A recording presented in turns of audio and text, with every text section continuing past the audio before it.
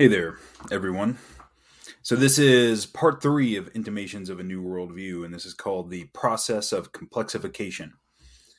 Let's get into it. So you may recall from the first video, from the first part in this series, that I described nihilism as the realization that there are no objective values. And in the Genealogy of Morals, Nietzsche said this, and I quote, "All the sciences have now to pave the way for the future task of the philosopher. This task being understood to mean that he must solve the problem of value, that he must fix the hierarchy of values." Well, let's do that. No big deal, right? No big deal. It is what we're going to attempt to do in this third part of the series. So this is the same problem really as the famous Humean problem of the separation of is and ought, or the separation of fact and value. You may recall from the first video as well that we discussed this idea that mythological narratives are describing the world as a forum for action, as a place of value, a place where everything has meaning, in terms of its implication for how you should act. While science, on the other hand, is describing the world as a place of objects, a place of things, a place of facts. And so really the is-ought problem, or the problem of the separation of fact and value, is the same as the problem of reconciling mythological and scientific conceptions of the world. And so once you do that, then you solve the is-ought problem, I think. And so we're going to do that, or make an attempt anyways. So in this part of the series, I am going to put forward what is basically my response to this problem of value, or nihilism as described by Nietzsche. I'm going to argue that there is an objectively valuable process or pattern of behavior, and that the value of this process can be understood in terms of mainstream scientific research and theory, not theory. This process does not have what you might call moral value. Right? So it's not I'm not making a moral hypothesis. I'm not making a moral argument or anything like that. Not in the way it's normally conceptualized. My claim is about optimality. I would think of it more in terms of health and sickness rather than good and evil. Right? It's more like this is the process that you participate in if you want to be psychologically healthy, or healthy in general, I would say. Our participation in this process of complexification is optimal, and this optimality builds a bridge between fact and value, or between is and ought. Because this process has been represented mythologically, narratively represented as the world-creating hero, this means that this thesis simultaneously builds a bridge between science and myth, at the same time as it builds a bridge between fact and value, or is and ought. So, in this video, I'm going to make the following claims with reference to the relevant scientific literatures.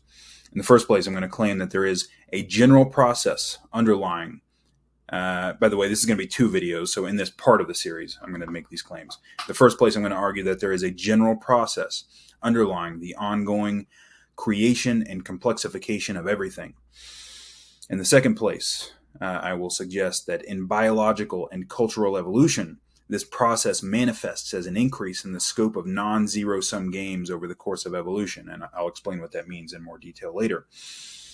The large brain size in human beings was sexually and socially selected based on our propensity and our ability to participate in this process of complexification, which is the same as the process of discovering and facilitating non-zero-sum games. That's the third claim.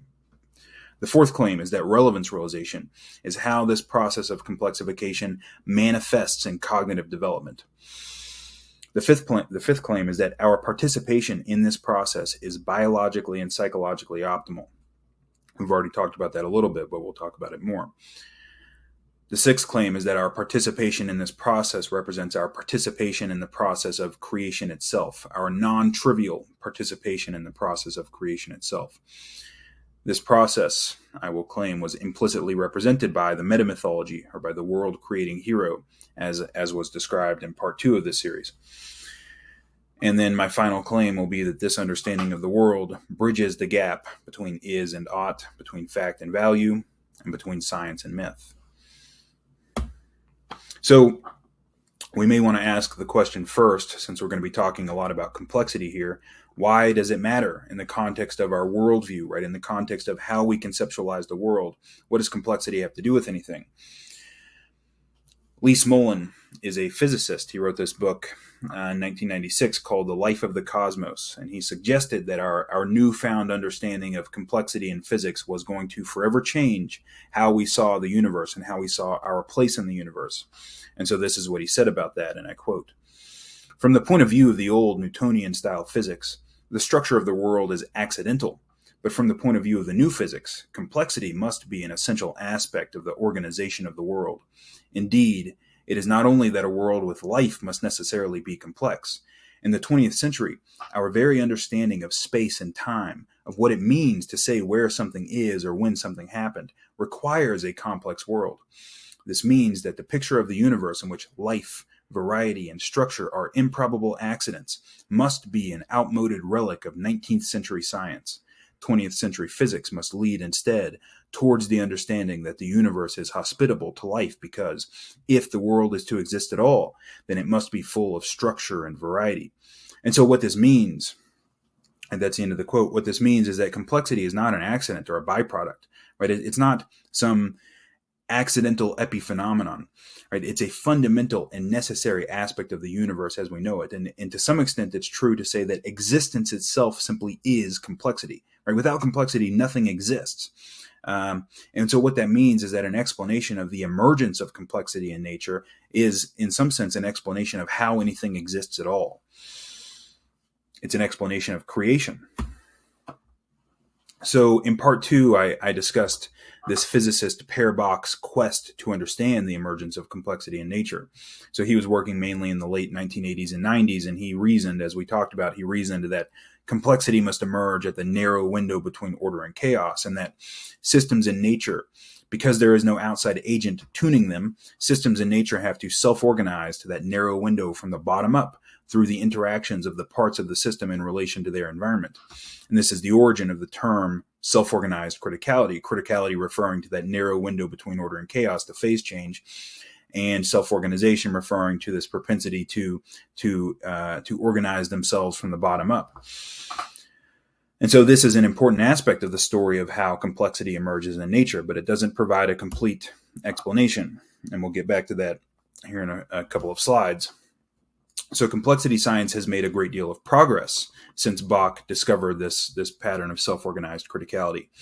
There was a 2022 book by Bobby Azarian entitled The Romance of Reality, How the Universe Organizes Itself to Create Life, Consciousness, and Cosmic Complexity, which brings much of this research together into a nice and coherent narrative. And so the basic idea here is that the universe started out with these very simple particles, as best we can tell. We moved on from that to atoms, molecules, stars, galaxies, life, and culture. Clearly, greater levels of complexity have emerged over time in the universe. And so the question is, why, right? Why and how did this happen?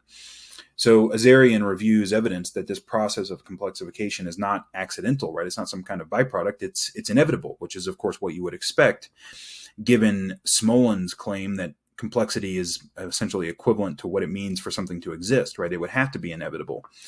Azarian says this about it, and I quote, "Through a series of hierarchical emergences, a nested sequence of parts coming together to form ever greater wholes, the universe is undergoing a grand and majestic self-organizing process. And at this moment in time, in this corner of the universe, we are the stars of the show. As cosmic evolution proceeds, the world is becoming increasingly organized, increasingly functional, and because life and consciousness emerge from sufficient complexity and information integration, increasingly sentient." We'll talk more about that in part 4 when we talk about the scientific study of consciousness. So on the surface, this idea that complexity is increasing in nature might appear to violate the second law of thermodynamics, right? So if you're somebody who's into physics, you might think, okay, the idea that the universe is becoming more organized seems to contradict the second law of thermodynamics. And the second law of thermodynamics suggests that the total amount of entropy in the universe is always increasing, right? And so if the universe is becoming increasingly disordered through the increase in entropy, how could it be simultaneously becoming more ordered or organized through the increase in complexity? And what I would suggest, and this is not my suggestion, this is a suggestion made by other physicists, is that this seeming contradiction, although this seems contradictory, it involves a misunderstanding of the relationship between entropy and complexity. So increasing entropy is not opposed to complexity. It is necessary for it. And in fact, properly understood, the increase in entropy and the increase in complexity are the same thing, right? It's the same process. We'll see what I mean by that here. So just to give an example of what I mean by this, right? And this comes from a YouTube video from like Minute Physics, and I'll put the link to that in the description. You can imagine that you have a cup of coffee with milk in it, right? And the milk and the coffee are totally separated, right? With the milk on bottom and the coffee on the top. And in that state, the cup of coffee is in a state of perfect order. Right, it's in a state of perfect order because you can predict with perfect accuracy where you're going to find milk and where you're going to find coffee, right? You know where everything is at, and there's no entropy, right? There's no disorder in this state. Now, it's also not complex in this state, right? It's not complex because of its predictability, because you know where everything is at. It's perfectly uniform in terms of its overall structure. So now you begin to stir the coffee, right? You stir the coffee, and this stirring is equivalent to an increase in entropy, right? It's an increase in the unpredictability of the state of the system. So as you stir, fractal patterns of swirls will appear, and it will become impossible to predict where you're going to find coffee or milk at any point in time. And so when you stir, as you're stirring, the coffee and the milk mixture becomes complex, right? Complexity emerges only while entropy is increasing, right? So while entropy is increasing, complexity is also emerging. And once the mixture is completely stirred, on the other hand, now you have a state of perfect disorder, right? A state of perfect entropy. And at that point, there is no longer any complexity, right? So the position of milk and coffee becomes completely predictable again once it's completely stirred, because now everything is evenly distributed through the cup. And so this means, right? This means that entropy, the increase in entropy and the increase in complexity are the same thing, right? They're the same thing properly understood. In his book, The Big Picture, physicist Sean Carroll describes this relationship between entropy and complexity, and I'm quoting him here. And I quote, "The appearance of complexity is not just compatible with increasing entropy, it relies on it. Imagine a system that was simply in a high entropy equilibrium state right from the start, such as a fully stirred cup of coffee. Complexity in that kind of a system would never develop. The whole system would remain featureless and uninteresting apart from rare random fluctuations for all time. The only reason complex structures form at all is because the universe is undergoing a gradual evolution from very low entropy to very high entropy. Disorder is growing, and that's precisely what permits complexity to appear and endure for a long time." End quote.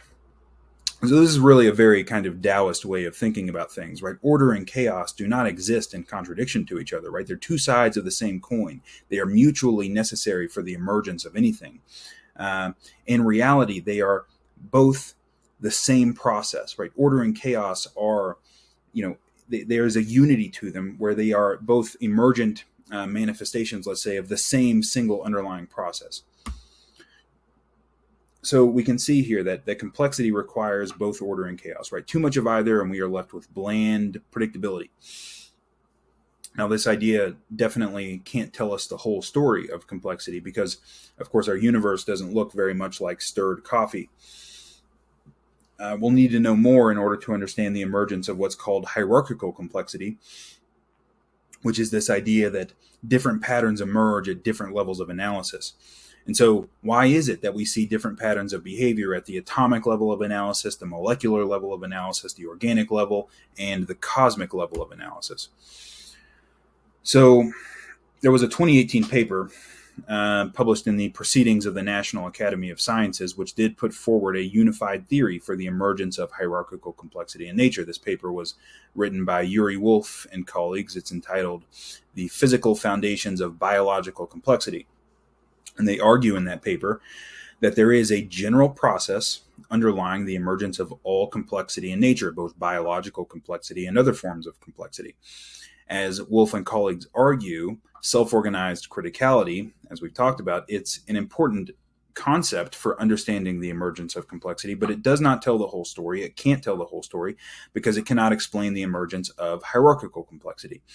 For that, we need another piece of the puzzle, right? We need some other ingredient. And so hierarchical complexity, Wolff and colleagues argue, is driven by what they call competing interactions. Now, these competing interactions can be as simple as the competition between short-range interactions and long-range interactions in a molecular structure. So that would be like hydrogen bonds and, I don't know, gravity or something. I'm not a chemist, but that's what they say anyways. And so short and long-range interactions in a molecular structure, or as complex as the competing interaction between the interests of an individual on the one hand and the interests of the group that the individual is embedded in on the other. We'll look at some other examples here in just a minute. At all levels of analysis, Wolff and colleagues argue, competing interactions lead to what they call frustrated states, which you can think of as a state of tension. And that tension leads to self-organized criticality, or an avalanche or a phase change. And out of that phase change comes a new integrated state. And that integrated state is equivalent to an increase in complexity. And so this figure at the bottom here, we'll come back to this many times in this series of videos. This series at the bottom is just a simplified representation of this process of complexification. You have competing interactions to begin with. These competing interactions create tension, which leads to this avalanche event, self-organized criticality. It's also thought to be the process underlying the punctuated equilibrium pattern and evolutionary change. And then out of that avalanche event, out of that phase change, comes an increase in integration, which is an increase in complexity. So just to give you an idea of some of the examples they use of competing interactions. So as I said, they talk about short range versus long range interactions in molecules, the competing interactions of host cells versus their viruses, or hosts versus parasites in general, the interests of the soma cells, which are your bodily cells, versus the interest of the germline cells, which are sperm and egg.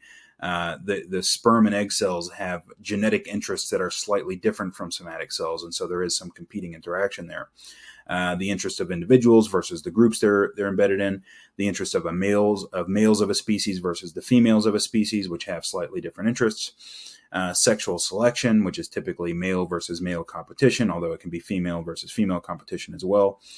And then competition between species that are occupying different niches in an ecosystem, right? So all of these, and of course predator-prey is one of those as well, right? So all of these are competing interactions that can lead to an increase in complexification. Now, it's important to note they don't always lead to increases in complexification, right? Sometimes species go extinct and so on. It's just that there is this process of complexification, and this is what happens when that process occurs. It doesn't mean that it occurs all the time at all places necessarily.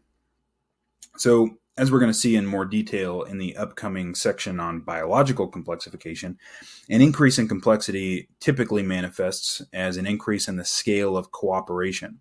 Now, cooperation is not really the right word, and we'll come back to that here in a minute, but I'm going to use it for now because it's simple, but it's really not the right way of thinking about it. But anyways, so this would be like the transition from single-celled organisms to multicellular organisms, right? That's an increase in complexity. It's an increase in the differentiation and integration of the organism, and it involves an increase in the scope of what you might call cooperation.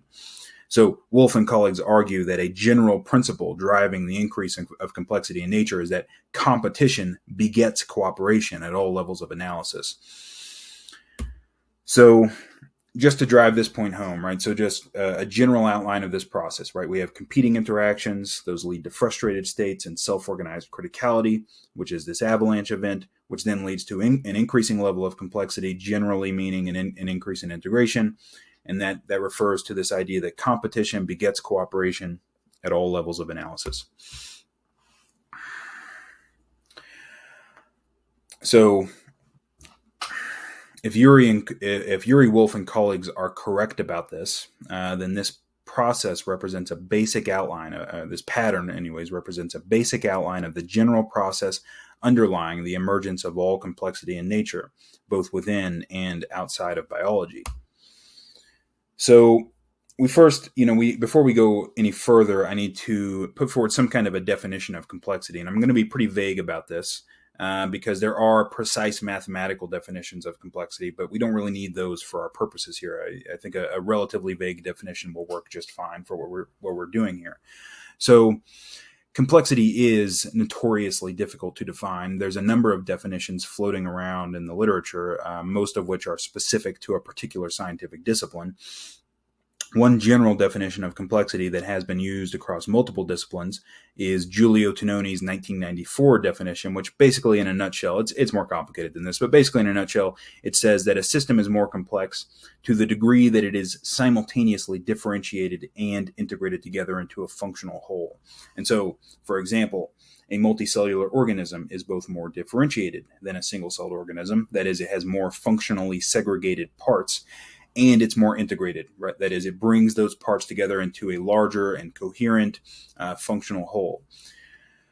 So it's that definition of complexity that I'm going to generally use in this series of videos. So complexification in biology typically often manifests as individual entities, individual organisms or cells or whatever the case may be, coming together into groups. And then at some point in time, they eventually evolve into their own separate entities. That is, of course, what happened with single-celled organisms evolving into multicellular organisms, or even prokaryotic cells evolving into eukaryotic cells. So that's depicted in that figure below.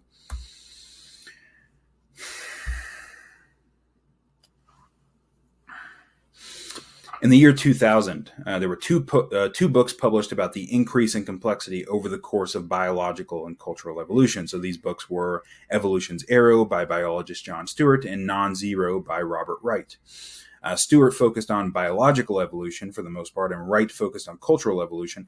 But it is interesting; they both made a very similar argument. The overall contours of their argument were very similar. So, over the course of biological evolution, we have, of course, gone from RNA to single-celled organisms to multicellular organisms to complex nervous systems, societies, and so on. Complexity has clearly increased. And then what Wright focused on was cultural evolution over the last 10,000 years or so. So over the last 10,000 years, we have seen a massive increase in the complexity of human civilization. We've gone from small groups of hunter-gatherers without much division of labor to much larger groups with massive specialization and massive division of labor. And that's an increase in complexity. All right, so both John Stewart and Robert Wright claim that biological and cultural evolution have a direction, and that direction is towards the increasing scope of non-zero-sum games or cooperation, and we'll talk about the difference between those terms here in just a minute. And so this idea is consistent, of course, with Wolff and colleagues' 2018 theory of complexity that was published in PNAS that we talked about earlier. The term non-zero sum comes from game theory, and it refers to an interaction in which all parties involved have the opportunity to benefit or experience loss together. Their fates are interdependent within a non-zero sum game. So, for example, a team of big game hunters in a pre-agricultural group is engaged in a non-zero sum game. They're either going to bring down some game for their group or they won't. And if they do kill something, they all benefit because they share the meat. And if they don't kill something, they all lose because they go hungry that night, or at least they don't get any meat. Zero-sum games, on the other hand, have a clear winner and a clear loser. So war is a zero-sum game. It's probably the quintessential zero-sum game. In a war, the winner takes all, so to speak, and the losing group might be completely wiped out. And so there is no mutual benefit to be had by going to war. Some interactions... So the difference between zero-sum and non-zero-sum is not always crystal clear. Some interactions, and perhaps many interactions, have both zero-sum and non-zero-sum components. So, for example, a pickup basketball game is like this, right? So a pickup basketball game is zero-sum because there's going to be a clear winner and a clear loser. But it's also non-zero sum at the same time because everybody potentially benefits from playing the game, right? Whether it's through improving their game or getting more in shape or making friends or whatever, everybody who plays has the potential to benefit from playing even if they lose, right? And so it has both zero sum and non-zero sum components to it. So Robert Wright describes the direction of evolution as an increasing scope of non-zero-sum games, and John Stewart refers to that direction as an increase in cooperation. Is there some reason why we should prefer one of those terms over the other?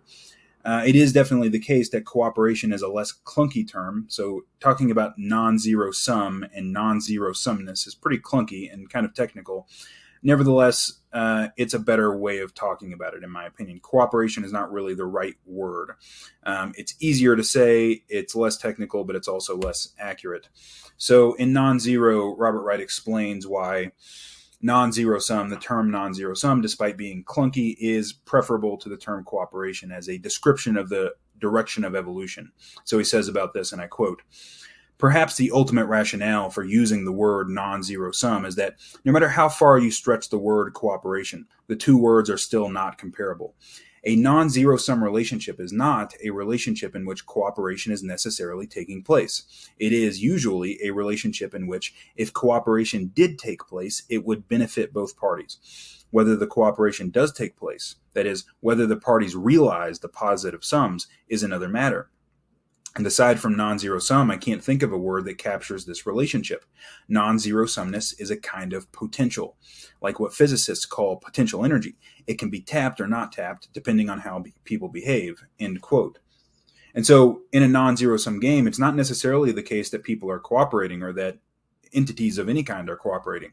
It's just that if they were to cooperate, typically speaking, if they were to cooperate, they would both benefit from that. So there's a kind of potential there. And of course, as I already mentioned, not all non-zero-sum games are purely cooperative, right? So like a global market is like this, right? So a global capitalist market, well, it's not exactly cooperative, right? There's competition involved, and yet everybody has the potential to benefit from it because everybody can become increasingly wealthy over time, and that is what has happened over the last couple hundred years or so. So given all of that, right, given that I've said all of this and I've said why non-zero-sum is better, I'm still going to say the word cooperation occasionally, just because it's less clunky, and you should just keep that in mind when I say that word.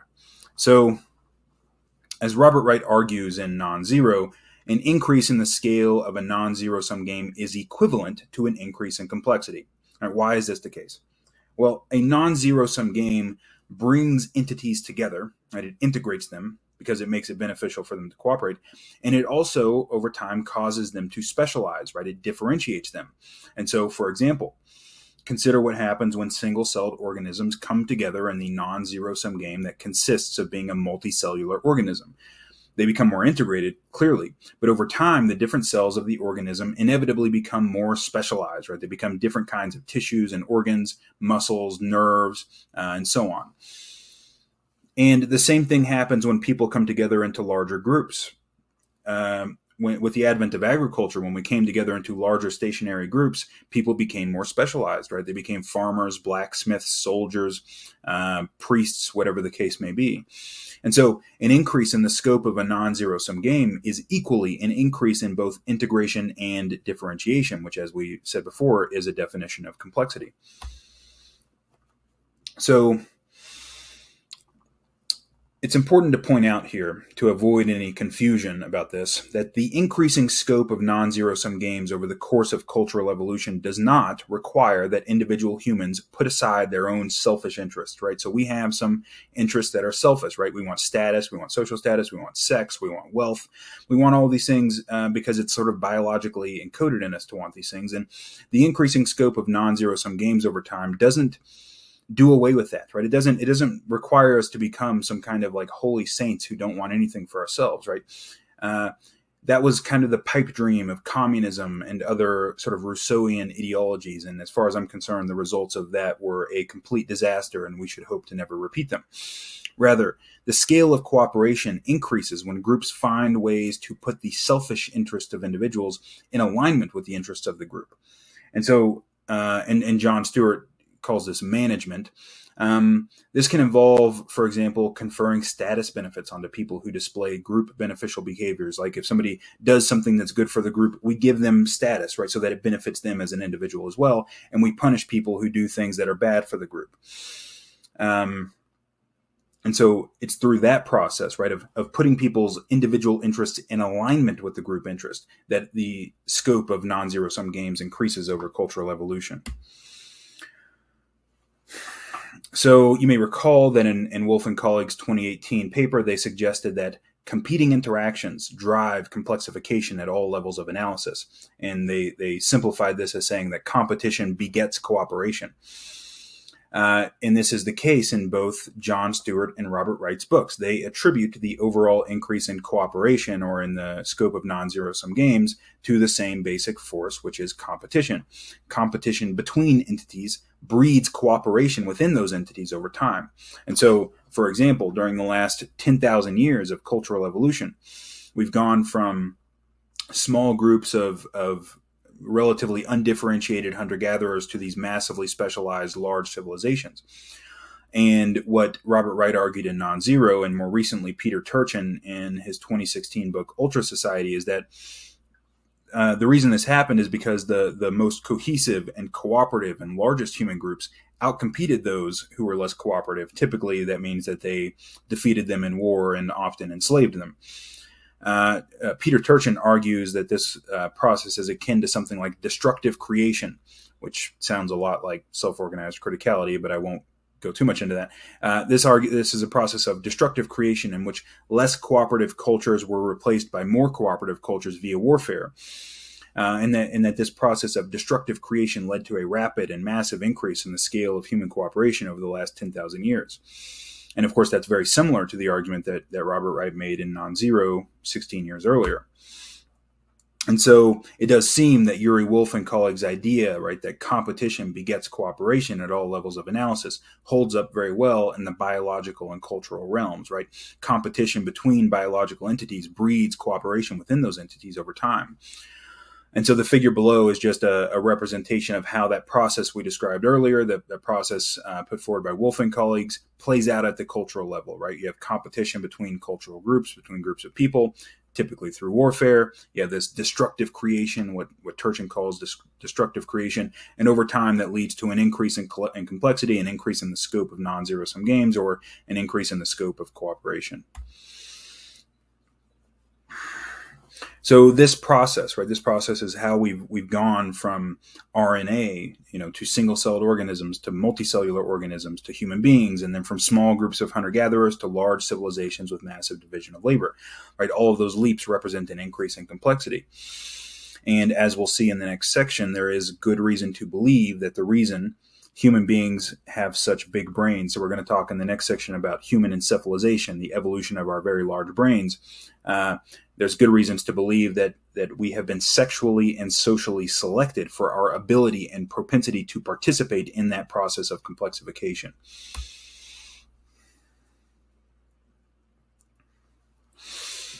So encephalization is just a technical term that refers to the evolution of the large brain size in human beings. It doesn't have to only refer to human beings, but in this case, we're talking about human beings.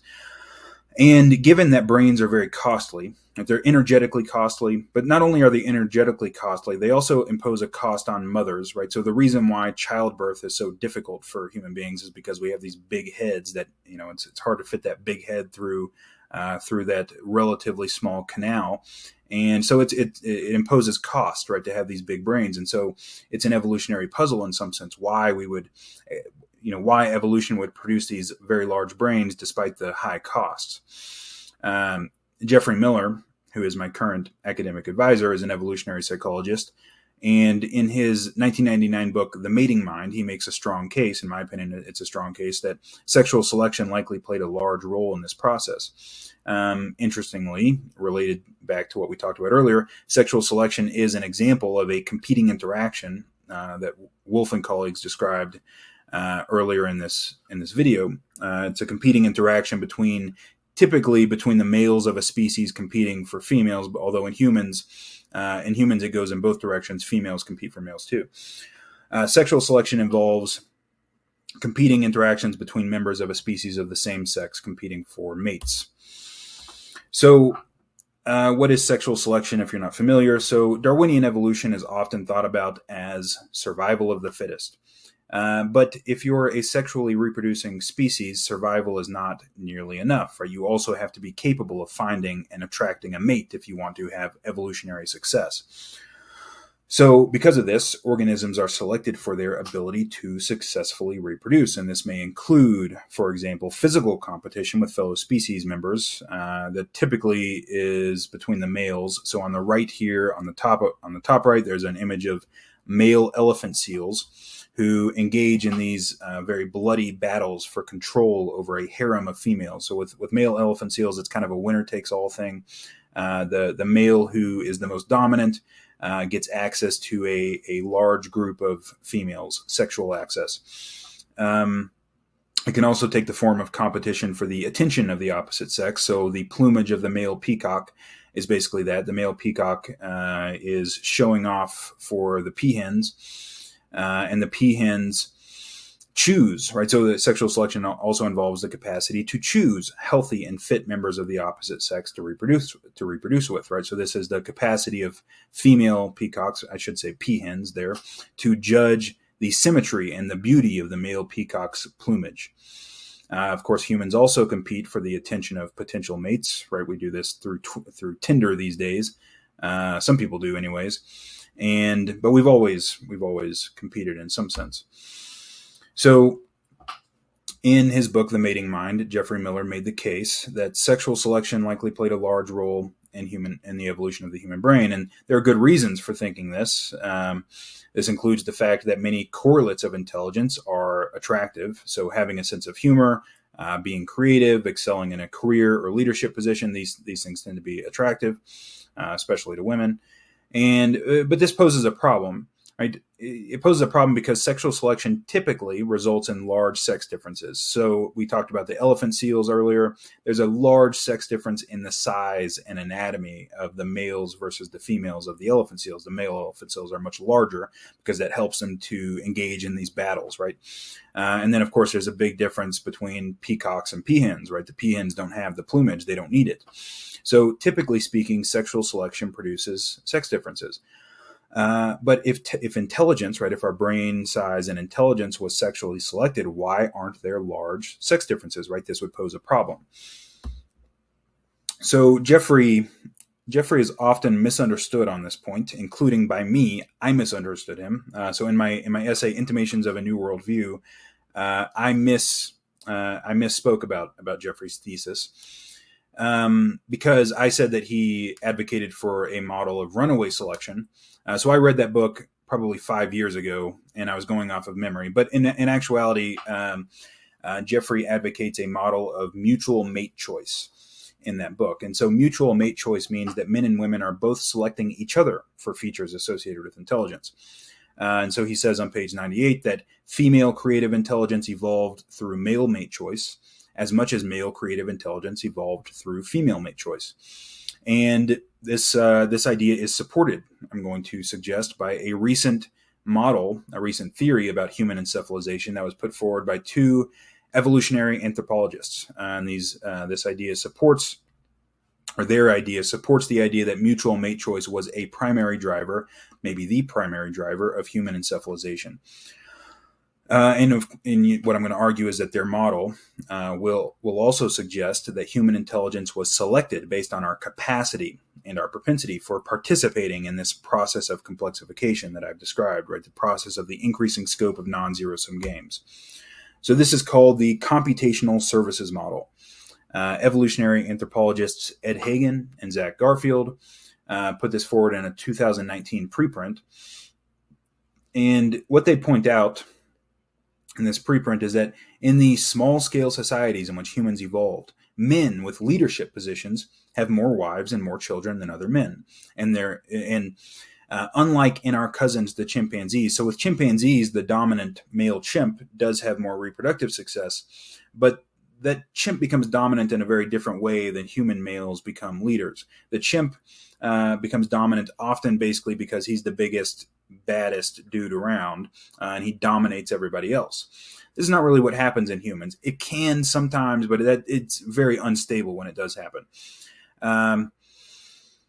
One's place in a social hierarchy among humans is typically determined through prestige, through voluntarily conferred status. This means that men choose each other for leadership positions based on competence. And we talked about this a little bit in part 2. Men put themselves in these flexible hierarchies of competence. And so the men are chosen for leadership based on their skills, their knowledge, their capacity for good decision-making. And because competence is largely determined by intelligence, we would tend to find that more intelligent men would tend to come to occupy leadership positions. And so Hagen and Garfield conceptualized leadership as the provision of what they call computational services. And the most important of these was what they call the capacity for joint utility improvement. We're going to talk about how that relates to non-zerosumness here in a minute. So they say this about it, and I quote, "Leadership raises theoretical challenges. In sexually reproducing species, all individuals potentially have conflicts of interest. Delegating decisions to a leader puts followers at risk of exploitation. The ethnographic record of small-scale societies makes clear that prestige-style leaders are generally pro-social and achieve influence only to the extent that others permit. Nevertheless, such leaders are often highly respected and even revered, which we and many others take as evidence that they are providing valuable services to their group. We therefore operationalize a prestige-style leader as an individual that regularly makes decisions that improve outcomes for most members of his or her group, a computational service that we term joint utility improvement. We will argue that this particular service was so valuable, yet so computationally demanding, that it might help explain encephalization in Homo." And so the idea here is that leaders provide computational services, and they argue that joint utility improvement, which means providing solutions to problems that can benefit everybody in the group, is extremely computationally demanding and also very important. And the reason why that joint utility improvement is extremely computationally demanding is because joint utility improvement problems are typically combinatorially explosive. So we talked about this a little bit in part 2 in the context of relevance realization. A combinatorially explosive problem is one that has a potentially infinite number, or at least a very large number of possible solutions, only a few of which are optimal or close to optimal. And what this means is that it's impossible for us, if we're trying to solve a problem like this, we can't go through every single solution to the problem and decide which one is best, right? We have to use some kind of heuristic or shortcut. We have to put a frame around the problem, right? We have to put a frame around the problem to close off most of the options to us so that we can zero in on some small subset that might be optimal or close to optimal.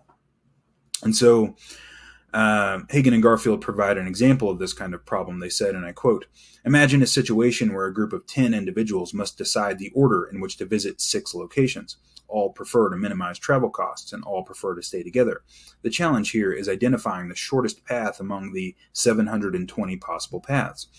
An individual who could rapidly and accurately identify the shortest path would be providing a very valuable computational service to her fellow group members, because once the best path is found, all group members have an incentive to follow it." And so being able to solve these kinds of combinatorially explosive problems will make you better at providing joint utility improvement to your group. And these problems are very computationally demanding, and there's large individual differences among people in our ability to solve them. John Vervaeke and Leo Ferraro suggested in a 2013 book chapter that psychometric G, which is general intelligence, what IQ tests approximate, is largely measuring one's ability to solve combinatorially explosive problems. And so if Hagen and Garfield are correct about this, then our general capacity for solving combinatorially explosive problems, which involves our capacity for having insights, may have originally evolved for the purpose of solving joint utility improvement problems. So the claim here is that men who become leaders have increased reproductive success because they are more likely to be selected as mates by women. So the problem that women have in selecting somebody to have children with is a really tough problem, right? Because you have to choose men based on pretty limited information. Often you want to choose relatively early in life, and you don't have full information about the man that you're choosing. And so women typically use heuristics, right? And I'm not going to go over that research in detail, but like David Buss has a nice book on the evolution of desire that goes over a lot of this, called The Evolution of Desire, that goes over a lot of this. I'll put that in the references. And so there are a number of heuristics that women use to determine the attractiveness of men. One of those heuristics is just how attractive the man is to other women, right? So women will outsource their mate choice to other women, and basically be attracted to men who are attractive to other women. But also what women will do is outsource their outsource it to other men as well. So men who receive deference and respect from other men are typically seen as more attractive to women. And so one of the ways that women choose men is by skimming off the top of male prestige hierarchies. And so it's in that way that men have been socially and sexually selected for their capacity for joint utility improvement. And that means they're selected for having a relatively pro-social temperament and high intelligence. And what I want to point out here in relation to everything else we've talked about is that joint utility improvement is just another way of talking about the discovery and facilitation of non-zero-sum games, right? That's what a non-zero-sum game is. It's a way that we can improve the utility of everybody, or at least potentially improve the utility of everybody. So finding solutions to problems that can benefit everyone is the same thing as discovering and facilitating a non-zero-sum game. We talked earlier about how biological and cultural complexification involves the increasing scope of non-zero-sum games over time. And so what that means is that if Hagen and Garfield are correct about this, men have been selected for their propensity and capacity to participate in the discovery and facilitation of non-zero-sum games. And that would mean that they have been selected based on their propensity and capacity to participate in the process of complexification. So just to summarize Hagen and Garfield's theory here, men in leadership positions are more attractive to women, and therefore they have greater reproductive success. Men choose other men for leadership positions largely based on their pro-social temperament and their ability to solve combinatorially explosive problems, right? Which is just intelligence. And so in this way, and of course there are other reasons for why women choose men, right? I'm not saying that's the only reason that women choose, but it's one aspect of mate choice, let's say. In this way, social and sexual selection combined to select for more intelligent men with larger brains, capable of more efficiently solving combinatorially explosive problems. And so this is their theory about the evolution of the large brain size in human beings, at least in men. And as far as I'm concerned, it's a very plausible theory up to this point. But there's a big problem, right? Because we talked earlier about how sexual selection typically produces large sex differences. And in our case, there are not large sex differences in intelligence. So what about women, right? How is it that this process contributed to encephalization in women? So there must be some traits that women are being selected for that are associated with intelligence. And so I will let Hagen and Garfield speak for themselves here about this. They said about it, and I quote, "Mothers are the archetype for our model of prestige-style leadership. We operationalized a prestige-style leader as an individual who develops a reputation for making decisions that benefit most individuals in a group. The nuclear family, or something very much like it, is a human universal. It typically comprises two unrelated parents who cooperate to raise their joint offspring, and can therefore be considered one of the fundamental units of human social organization. Mothers, we propose, were leaders of the family." And so we should keep in mind here, right, if you're skeptical of that, you have to keep in mind that women who don't become mothers are evolutionary dead ends, right? I'm not saying there's anything wrong with that. I'm just saying that it is the case that evolution doesn't really have much of an effect on women who don't become mothers because they're dead ends, right? So if there is a great deal of skill involved in solving the problems that accompany motherhood, that skill would have been strongly selected for through Darwinian processes. And so Hagen and Garfield are arguing that mothers are constantly having to solve joint utility problems, joint utility improvement problems that are combinatorially explosive. Mothers have to make very tough decisions and complicated decisions, often on behalf of their children. And this was probably more important before modern medicine than it is now, because most children survive into adulthood now, but that has definitely not been the case for most of human evolution. For most of human evolution, childhood was an extremely dangerous period of time. And because the child is not really making most of their own decisions, the chances of the child surviving would largely depend on the competence and it would depend on the competence of their parents and whether or not their parents were around. And so mothers essentially make all of the important decisions for their children during the crucial first years of their life. And mothers must also navigate the competing interests of themselves and their children and their husbands and potentially fathers from previous relationships and their kin and other relationships, right? They have to make decisions that will take into account the interests of all of these competing parties. And they have to find solutions to problems that satisfy the competing interests of these different groups.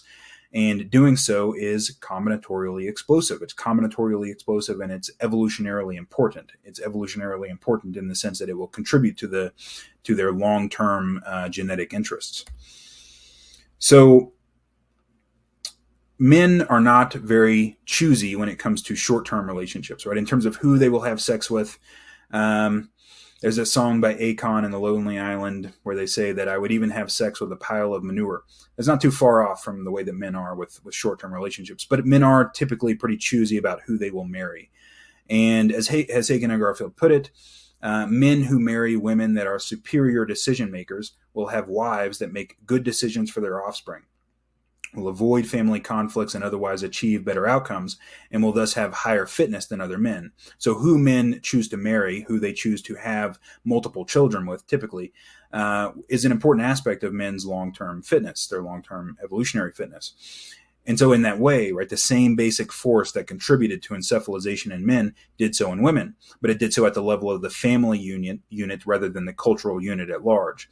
And so in this way, sexual selection for our ability to discover and facilitate non-zero-sum games, right? Joint utility improvement, which is equivalent to the process of complexification, because the process of complexification is the process of the increasing scope of non-zero-sum games over time. Selection for our ability to do that has contributed to encephalization in both men and women. So you may recall, so just to recap, right? I argued earlier, based on the work of Robert Wright and John Stewart and Yuri Wolf and colleagues, that the process of complexification manifests in biology as a continual increase in the size and scope of non-zero-sum games over the course of evolution. And so what does that mean in light of the computational services model that we just talked about? Well, it means that men and women have been socially and sexually selected for their propensity and ability to participate in that process of complexification, right? That's what our brains are for at some fundamental level. That's what makes us human in some fundamental way. So what does that participation look like at the level of the individual, and how is it that we improve our ability to participate in that process? And I'm going to argue in the next video in this part, so we're going to continue on with part 3 in the next video, and in that video I will argue that our capacity for improving our ability to participate in that process looks like what John Vervaeke calls relevance realization. And we'll see how relevance realization is really a manifestation of this same process of complexification we've been talking about. So that is the end of this video. We will continue on with part 3 in the next one, and I hope to see you there.